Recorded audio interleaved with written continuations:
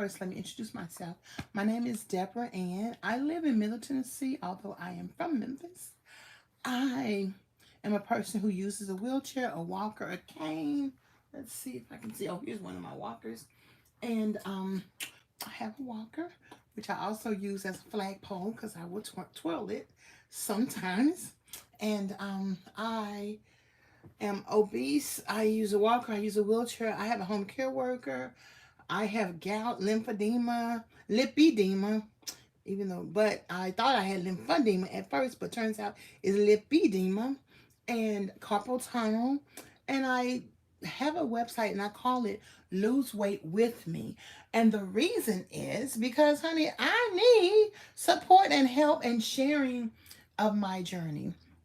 So I am over 400 pounds. Remember when I wanted to get to 415 by December 31st? Didn't happen, but guess what? I'm closer than I was last year, child.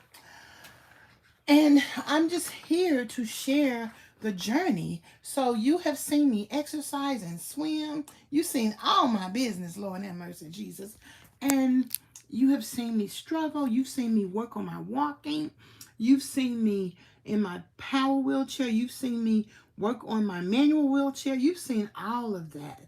And what I thought about is sharing relevant knowledge about this thing called obesity to help us to understand the issue, but also keep us going on our journey. Because the thing is, this issue with obesity is way bigger than Deborah Ann Matthews in her 400 plus pounds of obesity.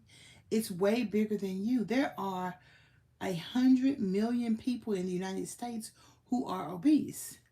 So as we battle and beat ourselves up, I asked a little bit ago, I said, what do y'all think about obesity? One person said, well, we all need to learn how to cook low carb, and that's the answer. I said, oh, is it? Okay. I said, well, let's think a little bit bigger than that.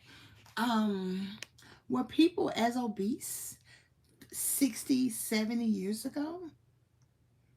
Think about so what we realize is that, and some people have mentioned it, that this issue is bigger than us. In general, the food that's available to us,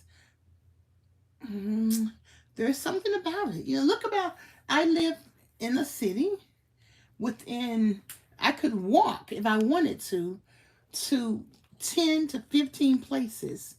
And most of them may or may not be food that's real, like real food. It just may be places to eat, but that food doesn't have value, like real value for my body.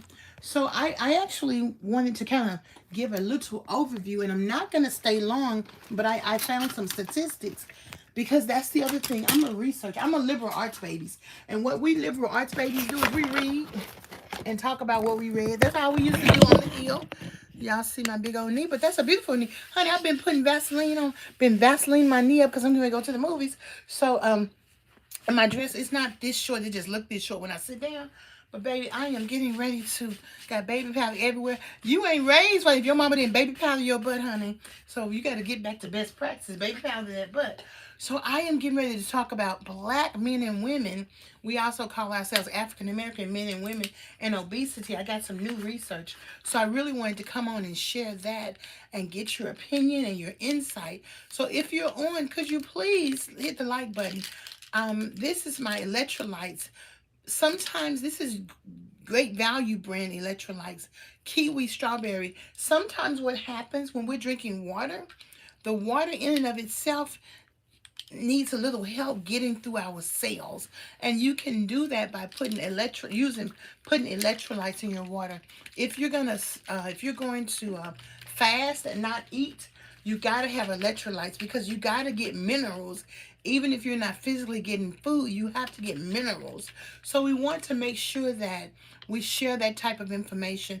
And I told my coach one time, I said, Coach, I got these special fat cramps when I put my feet on my chair and push myself into my bed. He said, you don't have fat cramps, honey. You just need some more electrolytes in your system. And he actually made me buy This intra, so this is also electrolyte. So I put this in water or this. I mix them together sometimes, and I drink that. In fact, I did have one of those too that I wanted to drink. So I wanted to share with you. Check this out.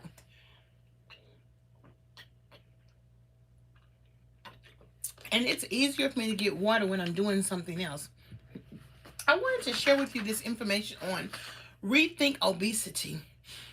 And that's why I ask you the question, what do you think about obesity? What do you feel about overweight? Most of the comments are very positive. Some of the comments just about me seeing me being so big, trying to exercise. Wait a minute, hold up.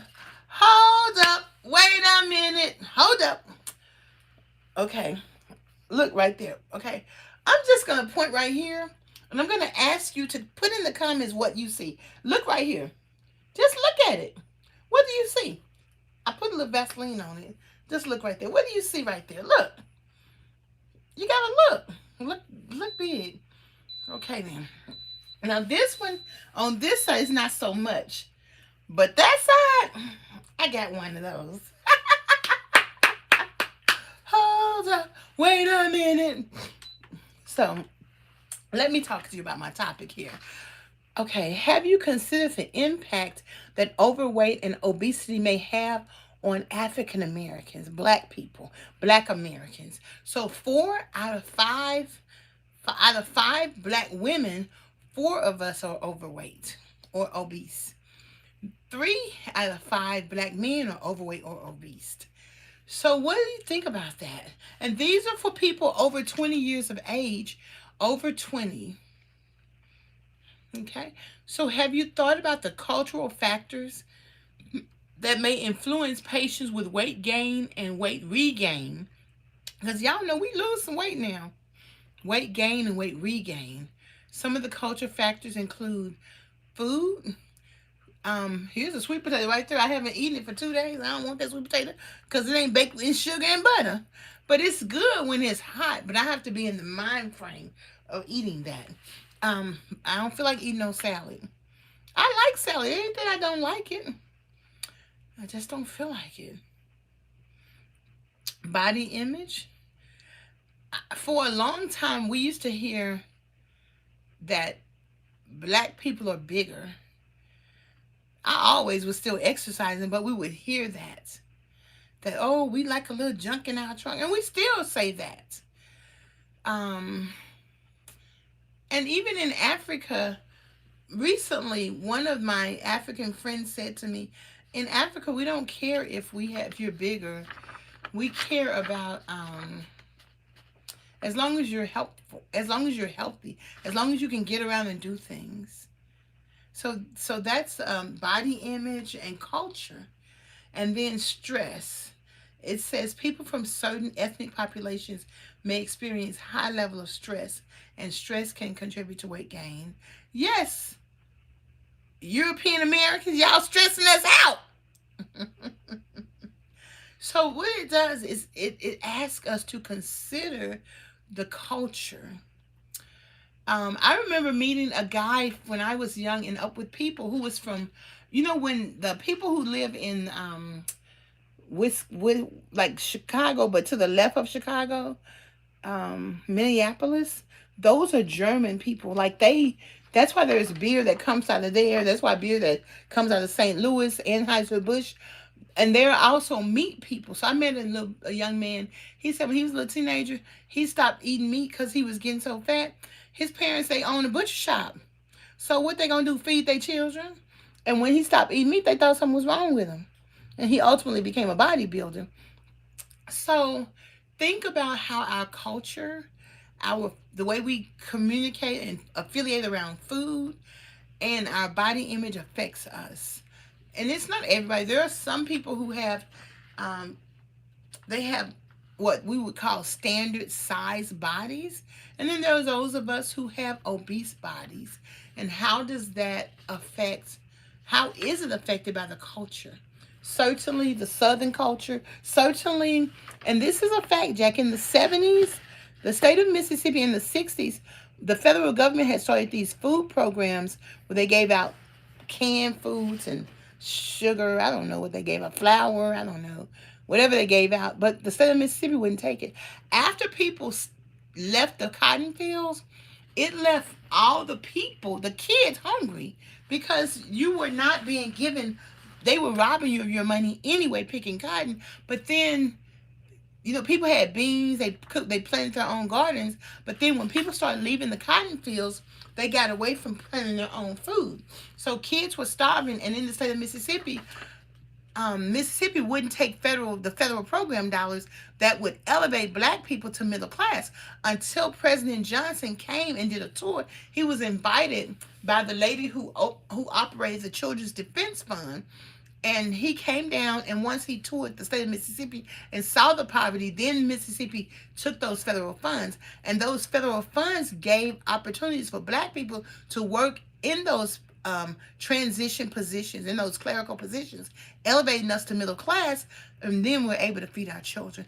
And the programs gave us food. So that's why you see USDA, when we were growing up, you see canned food, like canned peanut butter with USDA on them big blocks of canned cheese. Now, you had to be poor to get that.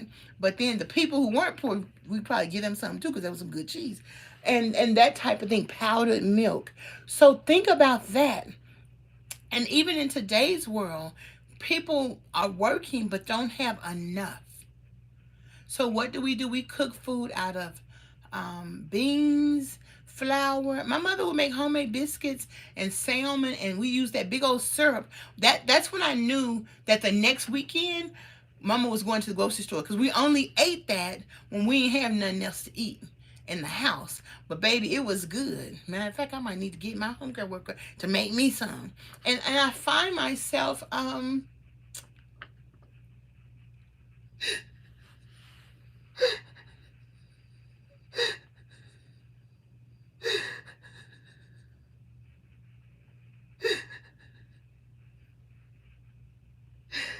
I don't know, just a wave of wanting to cry came over me, because I'm the person who tells the history, and I tell the story because, can you imagine you not having enough to feed your children? Can you imagine not having enough?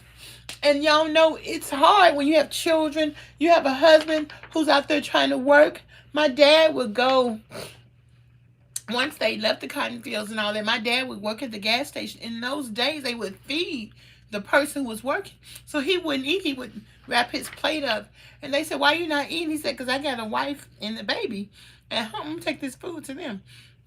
And those were real times. And I know everybody is in this modern 2023, and you got these restaurants. But the reason I exist the way I exist is because my mother used to make us watch these Black history shows on PBS, and we would have to write book reports. So I understood. And then I went to college, and on the way home, my mother came and picked me up. I'm telling her about this Black history I just learned in school. And we went to Mississippi to see our family. And I say, "Mama, what's all that white stuff out in there over there?" She said, "That's that cotton you keep talking about that you don't know nothing about." So then as I learned, and then I asked my mom and my dad, they know about it. So I'm telling you, culture affects us. Let me tell y'all another story. One day, I'm a resume writer. So one day I have a customer whose parents on both sides own farms, and it was raining one day, and he said, this is a good time to plant some cotton because it's raining." And it was in the fall time or whatever. I don't know if he said plant it or pluck it, or I don't know, whatever to it. So I happened to just be talking to my mom. I said, "Mama, my customer said that something about the cotton." She said, "Yeah, this is the thing." So they know the whole thing. They know when you do it, how you do it. But doing it, they were grossly underpaid. So that history, even though my parents, they say I could never make it in the cotton fields. And mind you, I get hot around here, and I can imagine I couldn't make it. But they didn't have a choice. They had to do it. So yes, I think about the history of my parents, my grandparents, my grand uncle. my great uncle, the stories I've heard, and I repeat them often because you need to understand that it happened. My same DNA, it came from them, and it's very important. And see, for that reason, you don't have to be sad because you're obese. You got to, if you, sometimes I would be feeling so uncomfortable in my body. I'm just like, this doggone fat, I'm just uncomfortable. But what I realize is that if I stay hydrated, if I get some electrolytes, get some water, if I, let me show y'all how much water I have around me. And okay, let me reach for this water right here. So, and they got the Mountain Valley spring water. I think I bought this to look at it because I hardly drink it, but it's some good spring water. I hardly drink it because it costs a lot of money. But, and I have hot tea kettle right here with hot teas. If you stay hydrated, it's gonna get into your cells. It's gonna coat your joints, and your body is gonna feel soft. When your body feels tough and hard, the number one reason is because you don't have enough hydration in it. And the number two reason is because you might need to eat something green. So my journey, it's about my mobility. Yes, I want to lose weight, but it's a whole lot in between my mobility and weight loss that I have to acknowledge. And I have to share with you, and sharing the research, so that all it tells us, when we look at 4 out of 5